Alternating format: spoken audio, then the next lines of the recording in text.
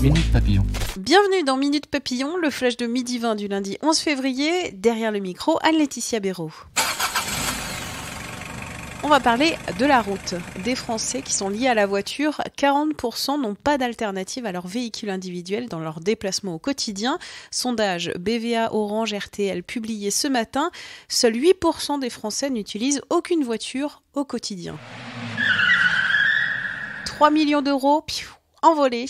Un convoyeur de fonds a pris la fuite avec un fourgon rempli d'argent ce matin à Aubervilliers, Seine-Saint-Denis. Le Parisien rapporte que le véhicule a été retrouvé vidé. Une disparition qui rappelle l'affaire Tony Muselin, le convoyeur de fonds français condamné à 5 ans de prison en 2010. Il avait détourné plus de 11 millions d'euros à bord de son fourgon à Lyon.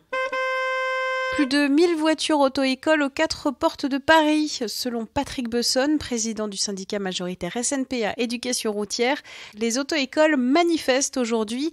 Elles craignent l'arrivée des plateformes internet dans leur secteur.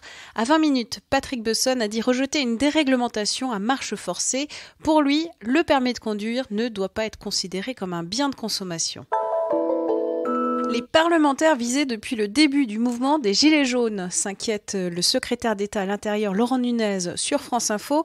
Il recense ce matin plus de 80 dégradations, exactions sur des permanences parlementaires ou des domiciles. Un peu plus de 171 000 euros, c'est le montant en fin de matinée de la cagnotte en ligne lancée par la famille du pilote anglais David Ibbotson. L'avion qu'il transportait avec Emiliano Sala s'est abîmé le 21 janvier dans la Manche. 3e saison de Mariés au premier regard ce soir sur M6.